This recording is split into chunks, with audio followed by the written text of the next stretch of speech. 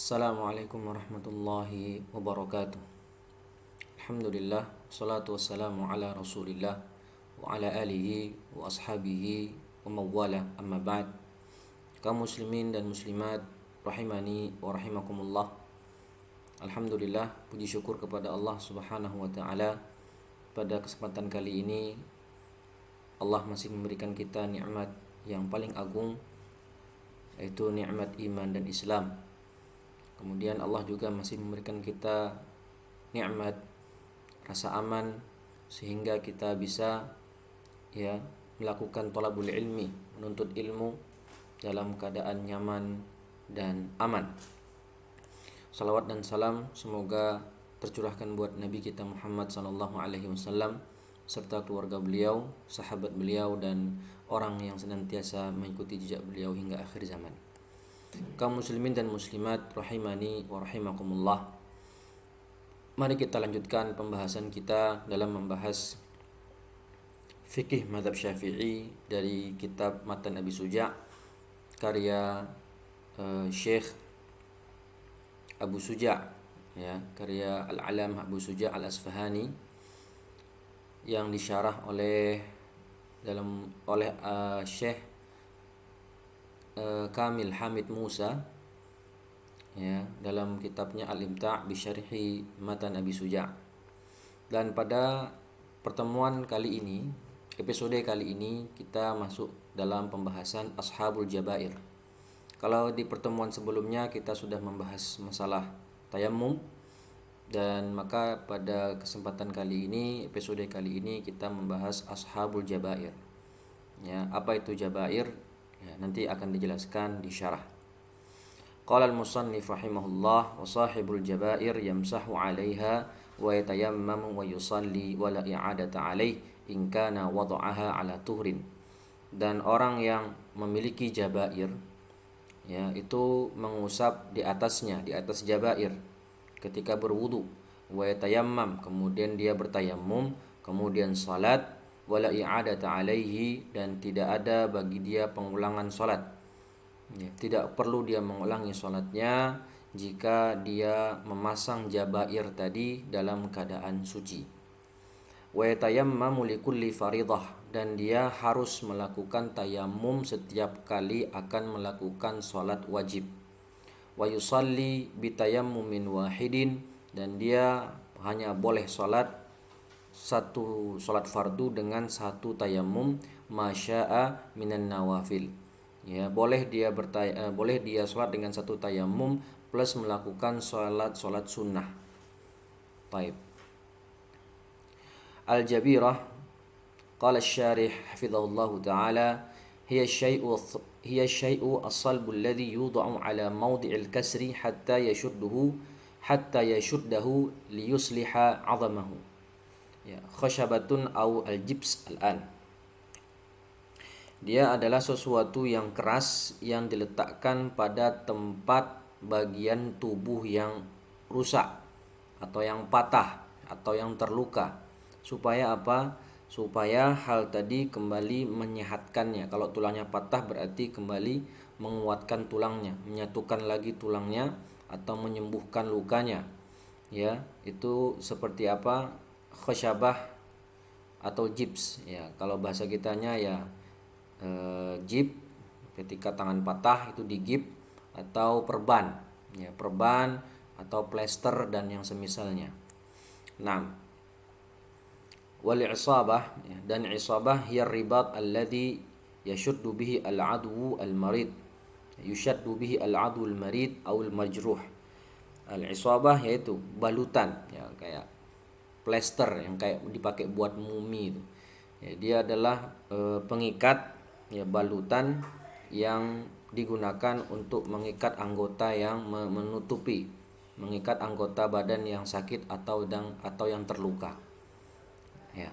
Atau bisa juga pakai plester, seperti Hansaplast gitu yang ditempel untuk menutupi bagian tubuh yang terluka. Jadi jabair ini bisa mencakup model seperti itu tadi. Bisa dia bentuknya gip, atau dia perban atau juga plester. Yang penting hal tersebut menutupi bagian anggota tubuh yang terluka. Kemudian ahkamu ashab al-jabair. Ya, hukum bagi orang yang memakai hal jabair, jabair atau perban di tubuhnya. Nah, bagaimana dia nanti bersuci? Nah, ini maksudnya. Baik. Idza kanatil jabirah qad wada'at ala adwi ghairi a'dha'i tayammum. Ini yang pertama. Ya, jika jabirahnya tadi, perbannya tadi itu terdapat pada anggota tubuh yang bukan anggota tayamum. Nah, anggota tayamum itu mana? Anggota tayamum hanya dua, wajah dan tangan. Sampai sini. Taib. Maka kalau perbannya itu bukan pada anggota tayamum, misalnya perbannya di sini, ya, perban di sini atau di sini, ya, sini. Ini bukan anggota tayamum, karena tayamum cuma sampai siku. Maka kalau perbannya itu berada pada anggota yang bukan anggota tayamum, seperti dua, yaitu dua wajah dan kedua tangan, fa'indal wudu yamsah 'alal jabirah bil ma. Maka ketika dia hendak berwudu, dia hanya perlu mengusap, ya, mengusap jabirahnya tadi, ya, mengusap jabirahnya tadi. Nah, jadi kalau misalnya tadi kan di sini, ini bukan anggota wudu juga. Kalau misalnya jabirahnya itu di kaki, ya, di kaki yang memang anggota wudu tapi bukan anggota tayamum, maka bagaimana cara dia berwudu dengan memakai jabirah? Maka di sini dikatakan kalau bukan pada anggota tayamum, wajah dan kedua tangan, maka ketika sampai di kaki dia hanya perlu mengusap saja, ya, hanya perlu mengusap perbannya tadi, dan mengusapnya dengan cara mengusap seluruh perban. Berbeda dengan mengusap khuf yang hanya mengusap bagian atas saja sudah cukup, ya, atau hanya mengusap sedikit saja dari bagian atas khuf, itu sudah cukup sebenarnya. Ya, sudah mencukupi kadar wajib dalam mengusap khuf. Tapi kalau mengusap jabirah ini harus ada isti'ab, yaitu mengusap semua jabirah. Jangan sampai ada yang tertinggal dari bagian jabirah tadi, perban tadi yang terlewat dari mengusapnya. Mengusap dengan air wala i'adata alaihi, dan tidak perlu bagi dia untuk mengulangi apa di sini, mengulangi sholat. Artinya kalau dia berwudu dalam keadaan memakai jabirah pada kondisi yang nomor satu, maka dia setelah sholat maka sudah lunas kewajibannya dan tidak perlu dia mengulangi sholatnya. Taib. Ini bisyart an yakuna qad wada'al jabirah ala taharah. Ya, ini syarat bagi orang yang tidak perlu melakukan sholat, mengulangi sholatnya ketika dia berwudu dalam keadaan memakai jabirah atau perban. Syaratnya harus ketika dia memasang jabirah tadi, memasang perban tadi, dia dalam keadaan suci. Artinya ketika dia dalam keadaan suci, kemudian dia memasang jabirah, lalu kalau dia berhadas, ya misalnya dia memakai jabirah di waktu subuh, ya, habis sholat subuh dia terluka, ya, habis subuh dia terluka, taib, dan dia masih dalam keadaan suci, belum berhadas. Kemudian setelah itu dia pakai perban di kakinya, taib, kemudian masuk zuhur, ya, sebelum masuk zuhur berhadas, maka pada saat itu dia memakai jabirah dalam kondisi tadi dia memakai jabirah atau perban dalam keadaan suci. Maka ketika dia berhadas dan akan sholat zuhur, dia cukup mengusap jabirahnya saja ketika berwudu, perbannya saja ketika berwudu, dan saat itu dia tidak perlu mengulangi sholat zuhurnya. Nah, tapi sebaliknya, kalau dia memakai atau memasang perban dalam keadaan tidak berwudu atau dalam keadaan tidak suci, dalam keadaan berhadas, maka pada saat itu ketika dia berwudu mengusap di atas perban ketika wudu untuk sholat zuhur misalnya kayak tadi, dan dia meletakkan atau memasang perbannya dalam keadaan berhadas, maka ketika dia sholat zuhur selesai, kemudian ketika waktu asar kakinya sudah sembuh misalnya, maka pada saat itu dia wajib mengulangi sholat zuhurnya karena dia memasang perban dalam keadaan berhadas. Taib, semoga dapat dipahami. Yang kedua, jika perbannya tadi diletakkan pada anggota tayamum. Kalau tadi pada anggota yang bukan anggota tayamum, sekarang perbannya itu pada anggota tayamum. Seperti dia meletakkan perbannya di tangan. Ya, tangannya patah kemudian digips. Tangannya terluka, terbakar kemudian diperban, diplester. Ya, atau dia punya luka di sini, di jidat. Ya, di jidat kemudian diplester. Dipakai model Hansaplast gitu di sini. Ini kan bagian wudhu ini. Bagian wudhu, bahkan ini juga bagian tayamum. Maka bagaimana caranya dia mengusap? Idza kana al-'adwu min a'dha'i tayammum wada'at al-jabirata wudi'at al-jabiratu 'ala taharatin fa'alaihi an yatawadda' thumma yatayammam. Maka di sini dia wajib melakukan dua hal, berwudu seperti biasa dan bertayamum. Ya, artinya ketika dia berwudu lihadzal adwi wa yu'idu sholawat allati shallaha bil jabirah. Ya. Misal dia terluka di sini, diplester di sini. Maka kalau dia berwudu, wudu seperti biasa, tangan kumur-kumur. Nah, ketika hendak membasuh wajah, bagian wajah yang tidak ada perban atau tidak ada plesternya, dia basuh sebagaimana biasa dia wudu. Baik, ya. Kemudian pas tiba di sini dia usap saja sekali. Dan harus mengenai semua plester, diusap. Tidak perlu sampai harus basah banget, tidak. Hanya usapan biasa saja ya, dengan tangannya yang basah tadi usap. Tapi wajah yang lain yang tidak ada luka, yang tidak ada perban, tidak ada plester, wajib dia mengusapnya, membasuhnya sebagaimana wudhu biasa. Taib, ya. Setelah dia mengusap wajah dengan biasa dan plesternya dia membasuh wajah dengan biasa dan mengusap plesternya dengan sekali usapan seperti ini, maka saat itu dia harus tayamum. Saat itu juga sebelum dia membasuh tangan, dia tayamum. Dia ambil tanah, dia pukulkan, kemudian dia ginikan ke tangannya, kemudian dia tayamum kepada wajahnya dan tayamum kepada kedua tangan. Setelah itu baru dia basuh tangan dengan air, tangan kiri dengan air, dan selesaikan wudhunya sampai selesai. Jadi yang harus dia lakukan ketika orang mempunyai perban atau plester pada anggota tayamum, harus melakukan dua hal, wudhu plus tayamum, sebagaimana cara yang tadi sudah saya jelaskan. Taib. Kemudian setelah dia berwudhu, dia melakukan sholat. Ya, dia melakukan sholat. Nah, karena perbannya tadi terletak pada anggota tayamum, maka ketika dia habis sholat, misalnya tadi habis sholat zuhur, kemudian sholat asar. Nah, waktu maghrib lukanya sudah kering, dia lepas perbannya tadi, dia lepas plesternya tadi, dan dia berwudu seperti biasa tanpa ada plester. Setelah itu dia sholat, mengulangi sholat zuhur dan sholat asarnya, karena dia sholat zuhur dan asar dengan wudu yang dia di sana menggunakan perban pada anggota tayamum. Taib. Idza wada'atil jabirah ala ghairi taharah. Jadi berarti keadaan yang kedua ini dia wajib mengulangi mutlakan, baik dia memasang jabirah, memasang perban dalam keadaan suci atau dalam keadaan berhadas. Tidak penting, yang penting adalah dia tetap mengulangi sholatnya karena dia menggunakan perban pada anggota tayamum ketika berwudu. Sedangkan keadaan yang pertama itu bukan pada anggota tayamum, seperti tadi saya bilang di kaki.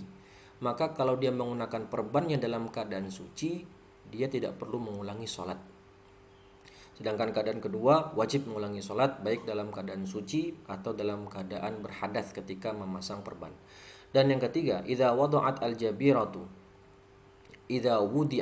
al-jabiratu ala ghairi taharatin, ya, alias bukan dalam keadaan suci, ya, bukan dalam keadaan masih ada wudu, fayu'idu shalah allati shallaha bil jabirah, maka dia wajib untuk mengulangi sholatnya, ya, sawaun akanatil jabirah fi a'dha'i tayammum amla, Oh, nah, amla.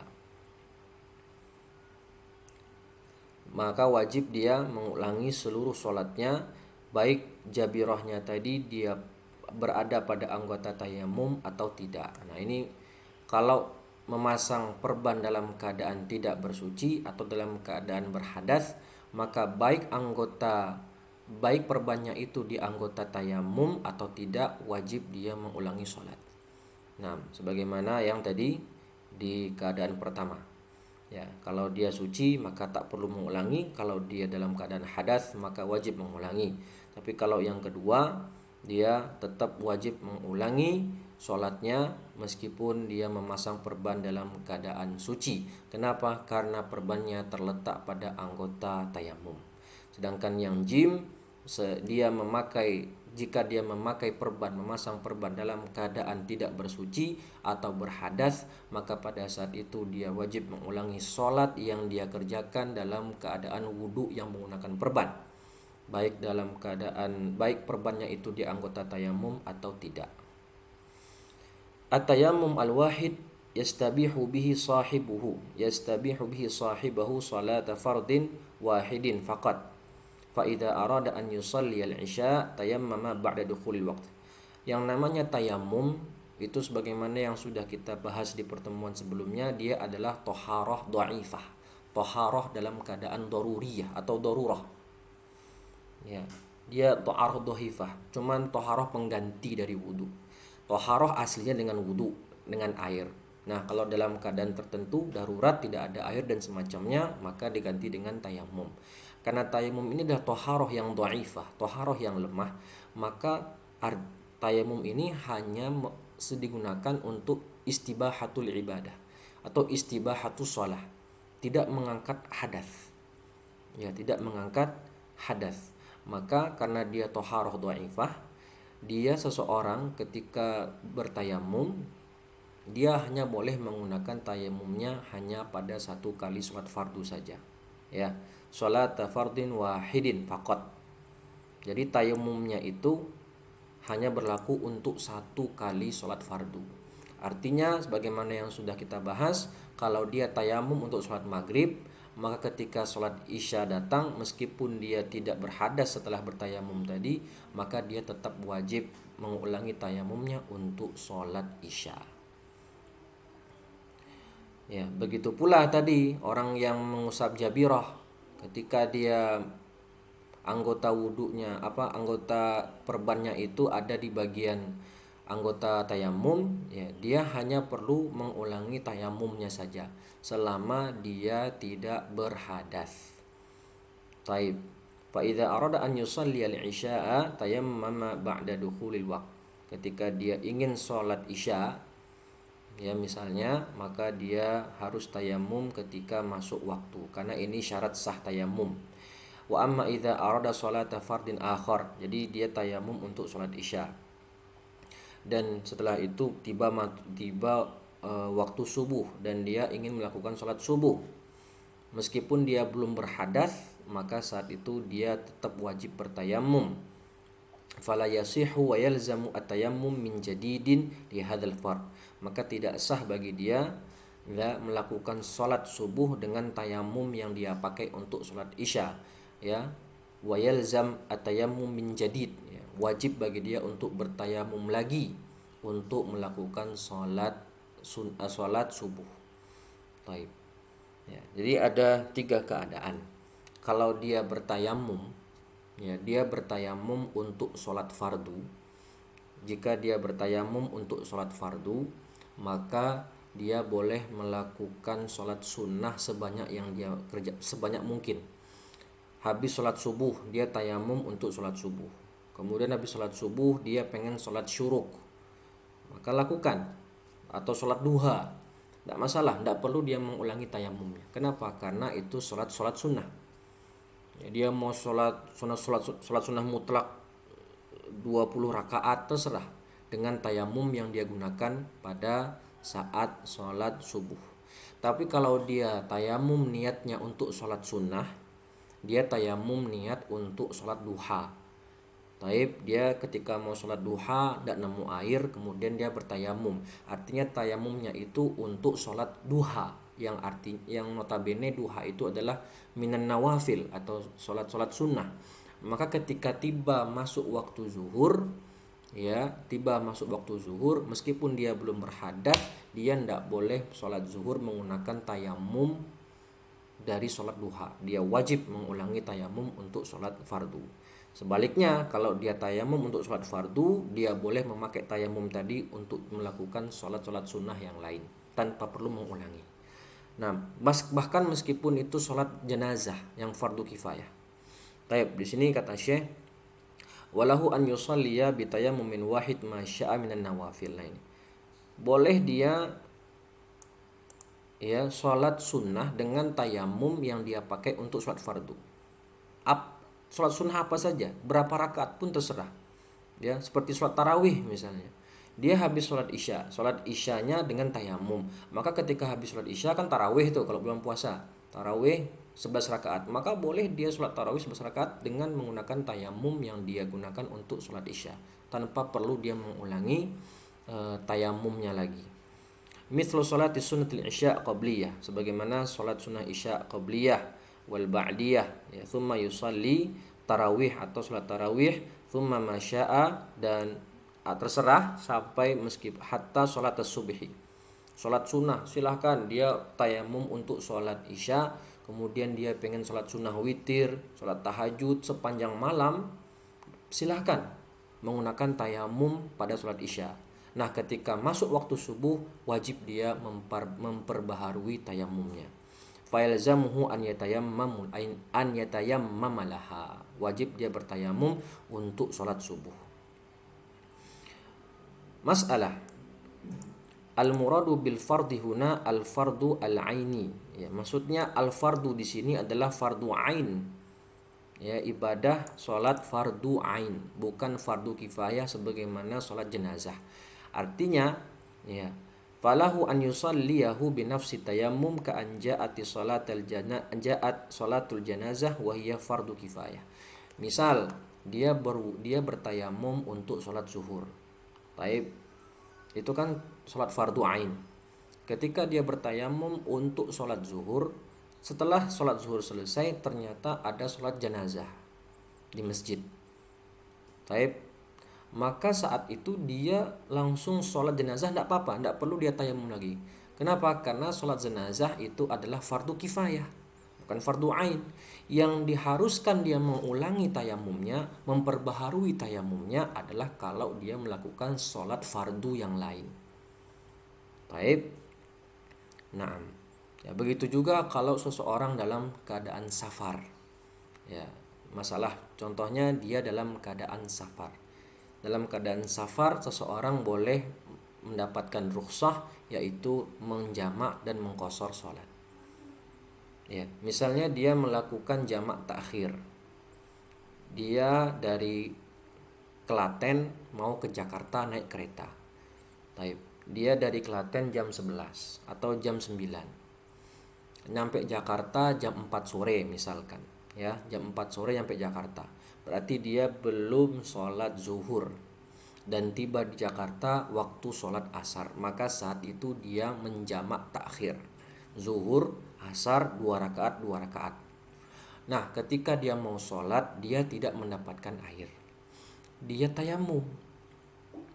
Dia melakukan tayamum untuk sholat zuhur. Sholat zuhur 2 rakaat, assalamualaikum. Nah, ketika hendak menjamak dengan sholat asar, dia tayamum lagi. Karena kan tadi dikatakan tayamum hanya berlaku untuk 1 kali sholat fardu. Jadi ketika dia sholat zuhur dengan tayamum dan hendak menjamak sholat asar, dia tayamum lagi, baru boleh dia melakukan sholat asar dengan jamak dan qashar. Begitu. Tapi kalau sholat jenazah dia fardu kifayah, bukan fardu ain, maka boleh melakukan sholat jenazah dengan tayamum yang dipakai untuk sholat zuhur sebagaimana yang tadi sudah saya contohkan. Masalah berikutnya, la yasihul jam'u baina salatil fardi wa tawafir rukni fa kullu minhuma yahtaju ila tayammum khasun bihi. Tidak sah untuk menjamak, menggabungkan antara sholat fardu dengan tawaf yang rukun. Ya, tawaf ifadah itu tawaf wajib. Ya, tawaf karena ini fardu ain, ini juga fardu ain yang wajib. Ya, maka kalau dia sholat fardu tayamum, dan ketika hendak tawaf rukun, tawaf yang bagian wajib, maka dia tayamum lagi. Ya, karena dia adalah ibadah yang sifatnya fardu ain. Maka setiap di antara keduanya, ya kullun minhuma, dari masing-masing keduanya, sholat fardu dan tawaf yang sifatnya rukun, itu membutuhkan tayamum khusus. Ini tayamum, ini juga tayamum. Nah, faidah. Tusalla al-jum'atu wa khutbatuha bitayammum min wahid 'inda ramli li'anna al-khutbata fardu kifayah. Nah, di sini ada khilaf. Ya, di sini ada khilaf.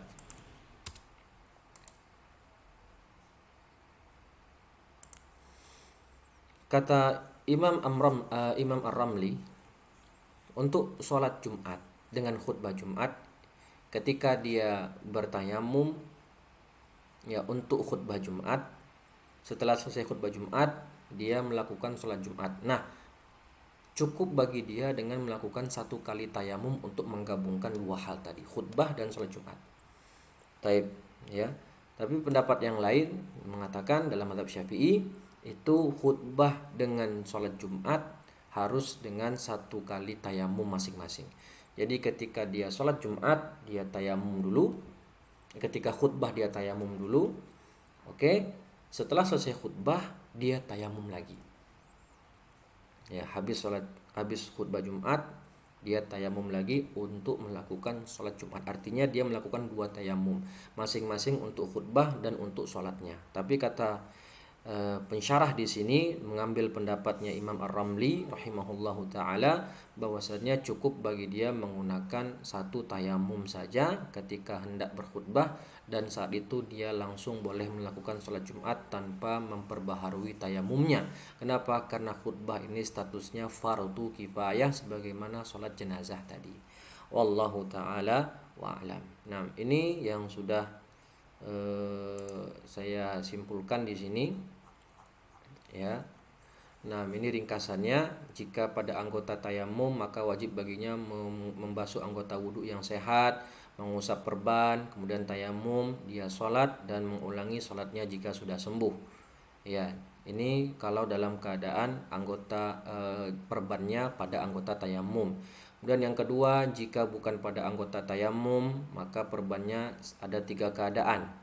Ya, ada perincian di sini. Kalau perbannya itu melebihi batas wajar, misalnya dia terluka di tangan, di bagian sini terlukanya, atau di bagian jari terluka di sini, terus perbannya itu sampai sini, perbannya malah menutup semua tangannya, ini berlebihan.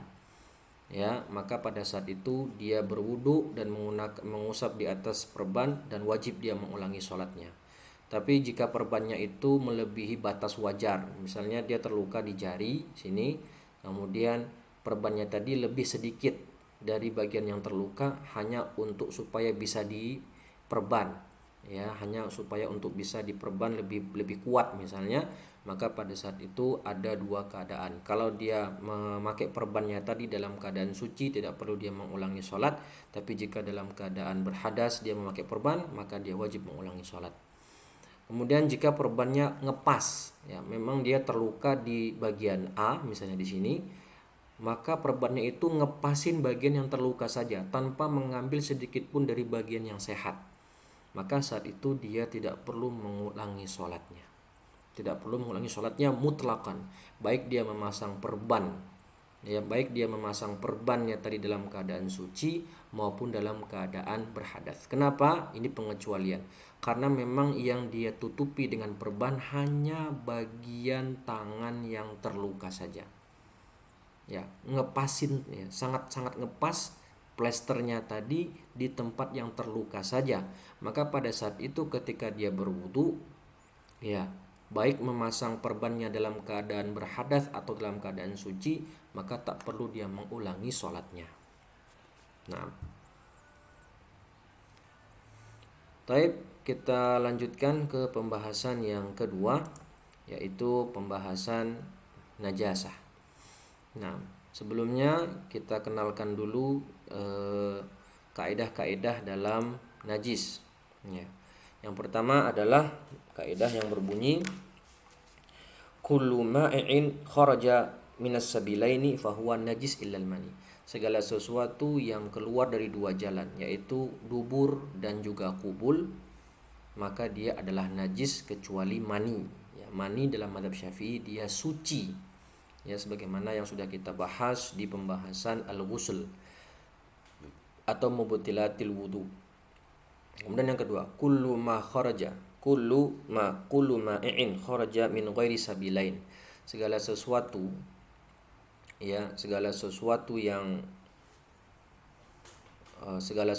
yang keluar selain dari dua jalan, selain dari dua jalan adalah suci.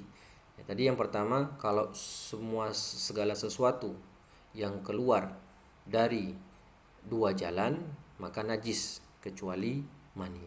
Nah, kedua, segala sesuatu yang keluar bukan dari dua jalan maka dia otomatis suci, ya, kecuali muntah. Kecuali muntah.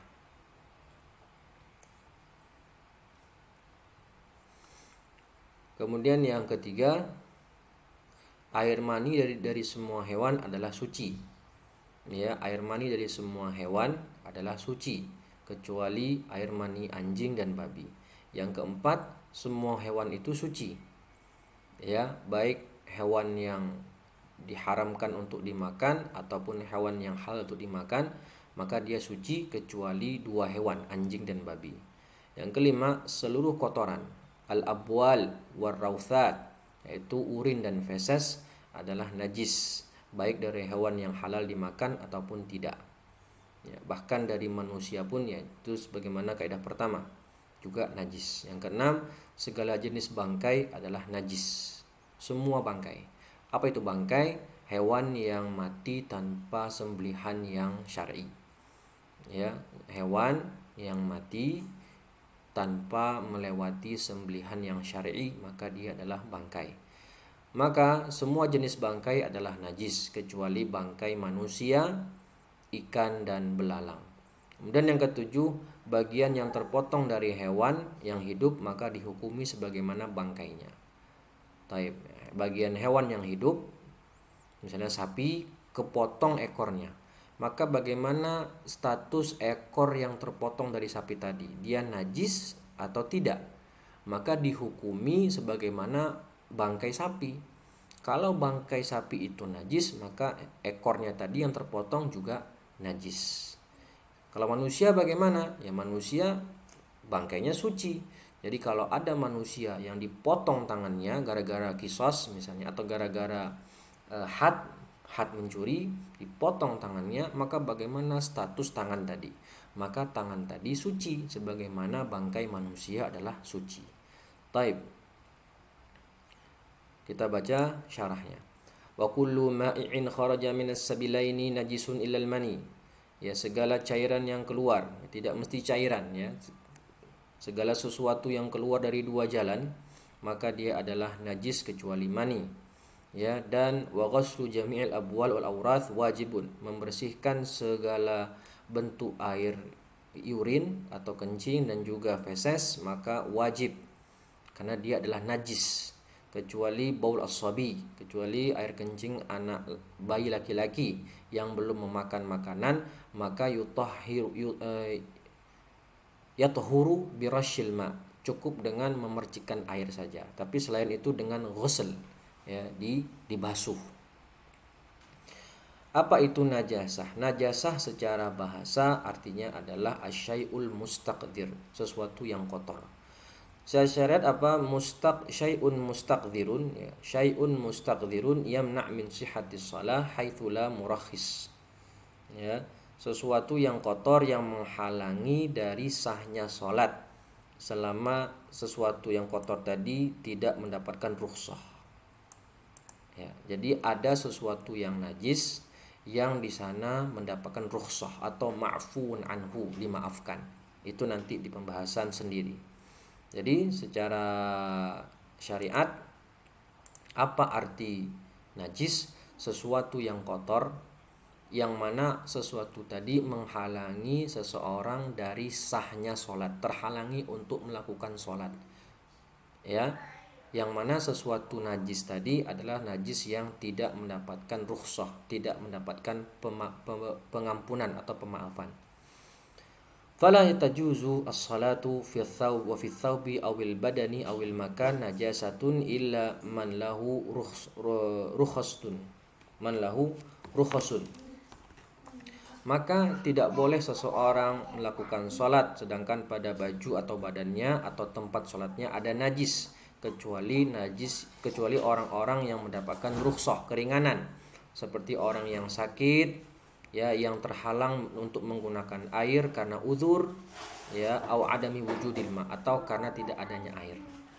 Jadi seseorang tidak boleh melakukan sholat selama di badannya ada najis, atau di bajunya ada najis, atau di tempat sholatnya ada najis. Itu dia tidak sah sampai dia menghilangkan najis tadi, kecuali orang-orang tertentu yang mendapatkan keringanan, seperti orang yang sakit yang dia terhalangi dari menggunakan air, ya, terhalangi dari menggunakan air, bisa karena sakit atau karena tidak menemukan air, maka pada saat itu dia tetap sah melakukan ibadah walaupun di tubuhnya ada najis, karena dia orang yang mendapatkan uzur syar'i.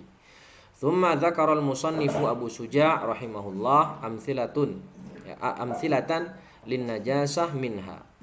Dicontohkan sama Abu Suja' contoh-contoh najis, di antaranya kullu ma'in aisailin kharaja minas sabilain, segala sesuatu yang keluar dari dua jalan, yaitu kubul dan dubur, maka dia najis kecuali mani, fa innahu tahir. Mani adalah suci, ya, mani adalah suci. Dalilnya apa? Dalam At-Tadhib dijelaskan, minal insan wal hayawan wa jami'il hayawan ma'adal kalb wal khinzir. Nah, dalil sucinya mani itu bisa kita lihat dalam hadis Aisyah. Falamma rawathu Aisyah, diriwayatkan oleh Aisyah istri Nabi sallallahu alaihi wasallam, beliau berkata, kuntu afruqul maniyya min thawbi Rasulillah. Suatu hari aku pernah, ya, istilahnya itu mengkerik mani, arti maninya sudah kering, mengkerik mani yang ada di pakaian Nabi sallallahu alaihi wasallam pakai kuku, mengkerik pakai kuku. Tsumma yadhhabu fayusalli fihi, kemudian Rasulullah sholat dan menggunakan pakaian yang tadi sudah dikerik maninya sama Aisyah radhiyallahu taala anha. Walau kana najisan lam yakfi fihi al-farq. Kalau seandainya mani itu najis, kata Syekh Mustafa Adib Al-Bugha, maka ini wajul istidlal, ya. Seandainya kalau mani itu najis, maka enggak cukup baju tadi hanya dihilangkan najisnya dengan cara dikerik. Harus dibasuh dong kalau memang itu najis. Nah, ini dalil dari mazhab Syafi'i yang mengatakan bahwasannya mani itu tidak najis. Nah, wa qad su'ila an-nabiy sallallahu alaihi wasallam 'anil mani yusibu thawb, ya, dan pernah Nabi ditanya tentang mani yang mengenai pakaian, maka beliau berkata sallallahu alaihi wasallam, innama huwal kalbusak, sesungguhnya mani itu hanya seperti busak, ya, ludah, wal makhat atau mukhat atau seperti ingus, ya, suci. Baik. Berarti ingus suci, ya. Ingus itu suci. Kenapa? Karena dia sesuatu yang keluar selain dari dua jalan. Nah, kaidah yang kedua tadi, segala sesuatu yang keluar selain dari dua jalan, maka dia suci selain muntah. Muntah dia najis. Air liur suci berarti. Taib. Rawahu Daruqutni wal Baihaqi bi sanadin sahih. Ma yakhruju minas sabilain, apa saja yang keluar dari dua jalan. Yang pertama al-baul, yurin, air kencing, najis. Sawaun akhraja min adami am min hayawan ma'kulil lahm kal baqar, baik itu keluar dari manusia atau dari hewan yang boleh dimakan seperti sapi, atau dari hewan yang terlarang untuk dimakan seperti singa, macan, ular dan lain-lain. Ya, ular kok ada mani? Enggak tahu, wallahu alam. Nah, Fa'an Abi Hurairah radhiyallahu anhu qala, dari Abu Hurairah radhiyallahu taala anhu dia berkata, qama a'rabiyun. Ini dalilnya. Dalil najisnya air kencing. Ini hadis yang cukup masyhur ya, saya terjemahkan saja, yaitu ada seorang badui yang masuk masjid lalu dia tiba-tiba kencing di pojokan masjid. Ya, kemudian orang-orang hendak menghentikan orang badui tadi, maka Nabi pun berkata kepada para sahabat, "Da'uhu wa ariqu ala baulihi sajalan min ma'in." Biarkan dia selesaikan kencingnya, selesaikan hajatnya, dan setelah itu siram air kencingnya tadi dengan seember air. Ya, au dhanuban min ma, dengan seember air. Fa innama bu'ithtum muyassirin, kalian itu diutus untuk orang yang mempermudah, walam tub'atsu mu'assirin, dan kalian tidak diutus dalam keadaan untuk menyusahkan orang. Rawahul Bukhari. As-sajlu hiya ad-dalu al-mumtali'ati ma'un wa kadzalika dzanu. Sajal itu di sini, sajal tadi adalah ember yang berisi air. Ember yang penuh dengan air, begitu juga dengan danub. Faqad dalla ala najasatil baul. Nah, ini dia. Dalil ini menunjukkan akan najisnya air kencing, wa ta'yinit taharah bil ma, dan harus membersihkan air kencing tadi dengan air. Ya, tidak bisa dengan yang selain air. Kedua, najis yang kedua yang keluar dari dua jalan adalah al-ghaid atau feses. Wa huwal baraz wa huwa asyaddu minal baul, dia adalah kotoran dan lebih asyad, lebih berat najisnya daripada kencing. Dan yang semisalnya yaitu kotoran hewan, maka dia adalah najis.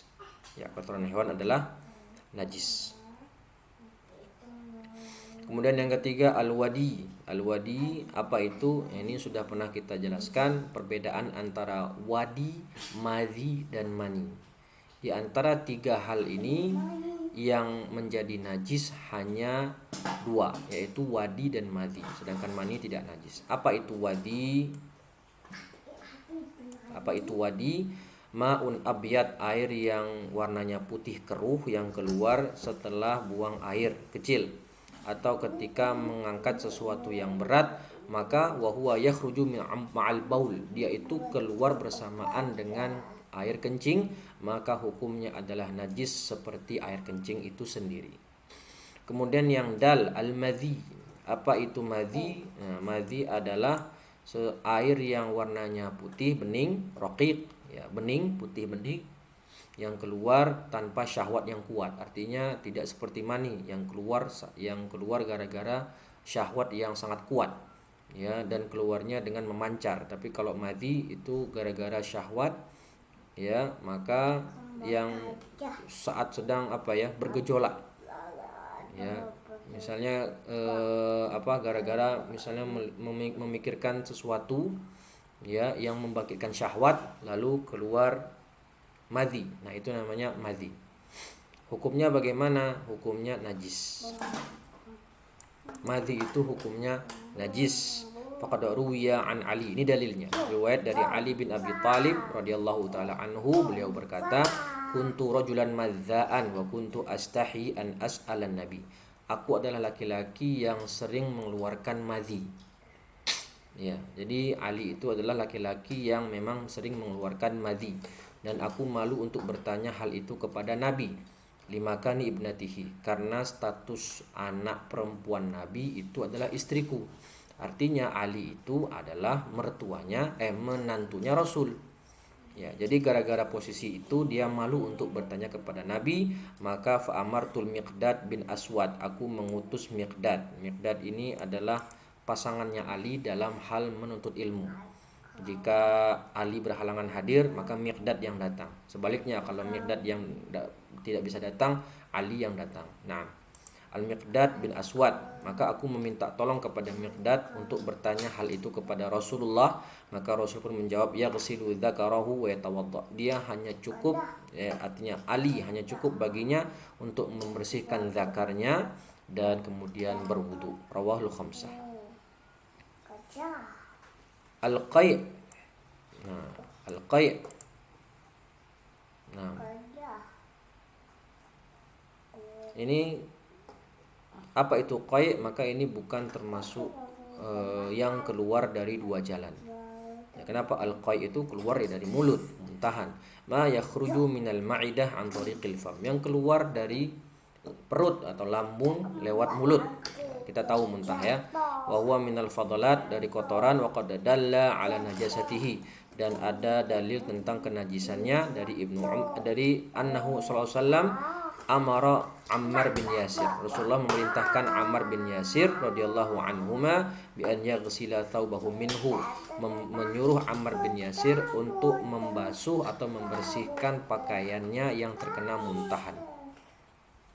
Kemudian yang ad-dam al-masfuh, darah yang mengalir. As-sa'il, yang mengalir, dan hukumnya adalah najis wa in kana min samak, meskipun darah yang mengalir tadi dari ikan. Yang sebagaimana kita ketahui ikan itu adalah bangkainya saja itu halal.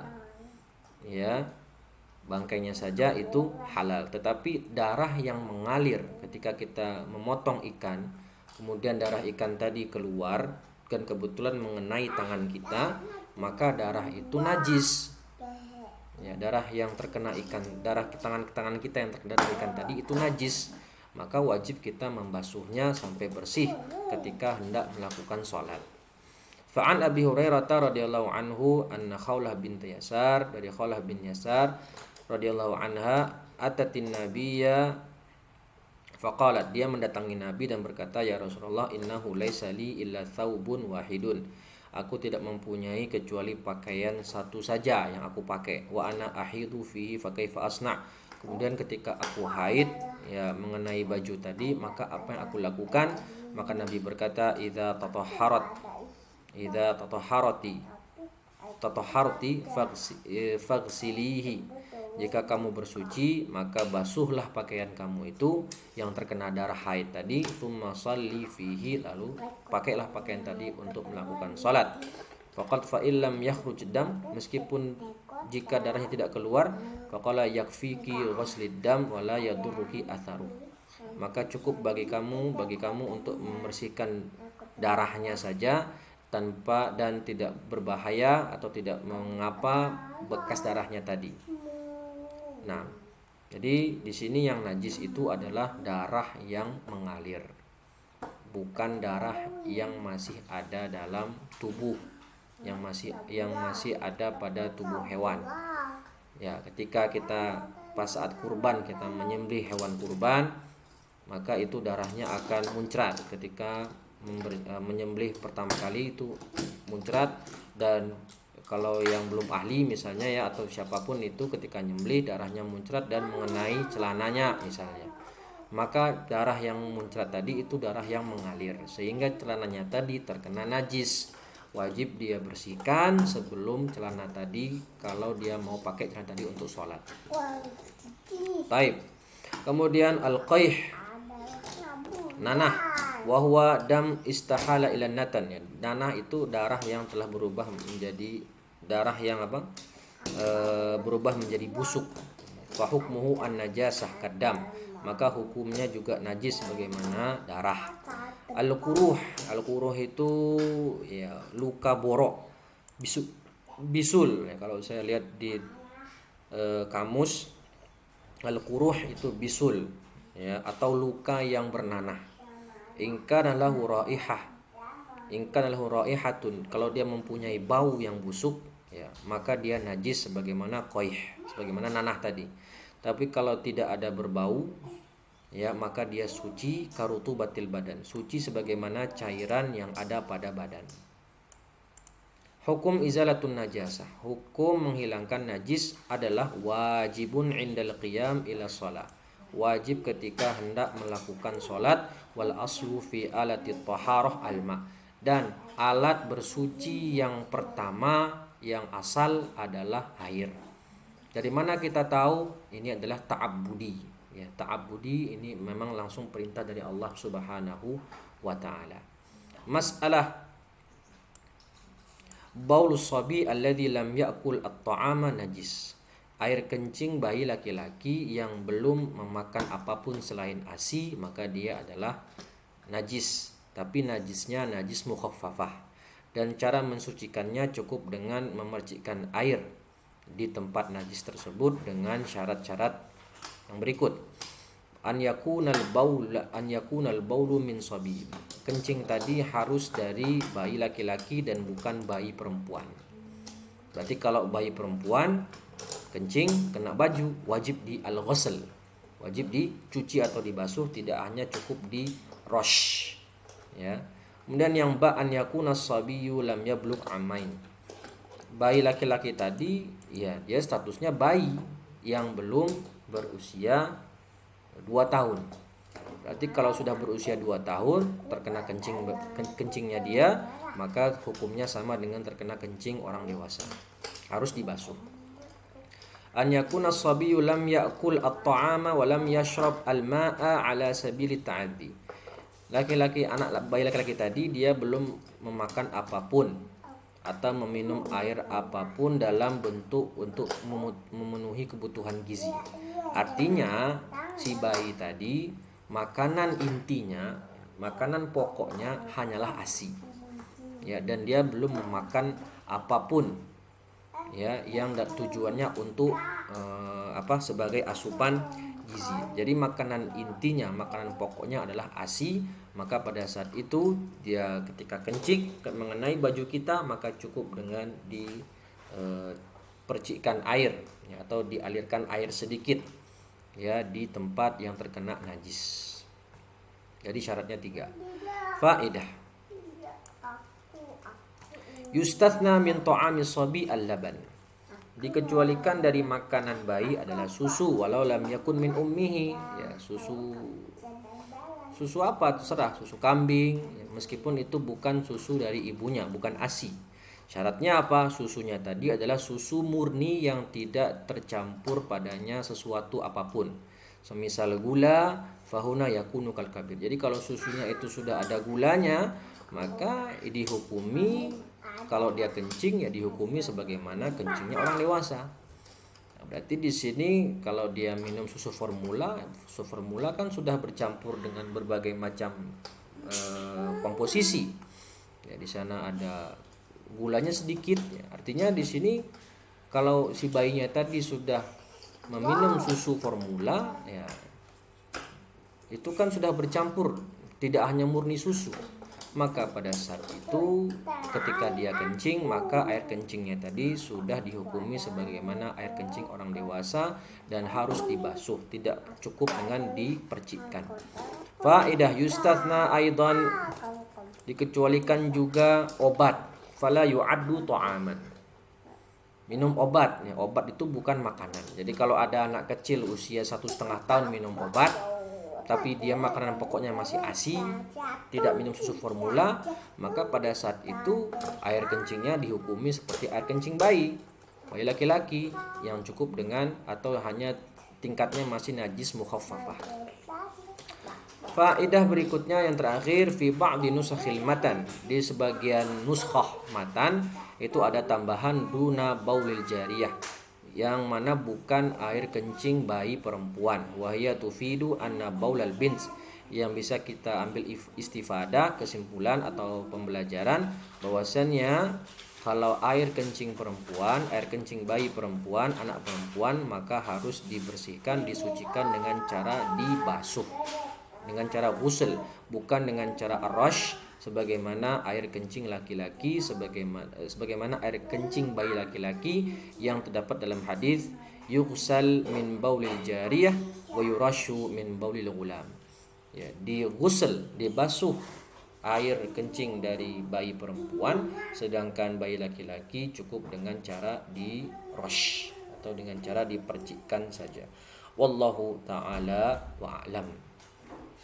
Baik, mungkin cukup sekian dari saya, kaum muslimin dan muslimat rahimani wa rahimakumullah. Ya, itu saja pertemuan pada kali ini. Insyaallah pada pertemuan berikutnya kita masuk dalam membahas najis yang dimaafkan. Nah, inilah yang tadi disinggung pada pengertian najis. Haitsu la murakhas, haitsu la murakhis. Najis yang tidak dimaafkan. Nah, apa saja najis-najis yang dimaafkan atau mendapatkan keringanan? Nah, itu pembahasannya ada di sini yang akan kita bahas di pertemuan selanjutnya pekan depan insyaallah taala. Baik, mungkin cukup sekian dari saya. Kurang lebihnya mohon maaf. Jika ada kesalahan itu datang dari saya pribadi, dan jika itu benar maka semua datang dari sisi Allah Subhanahu wa taala. Aqulu qauli hadza wastaghfirullah li wa lakum. Hadanallahu wa iyyakum. Wassalamu alaikum warahmatullahi wabarakatuh.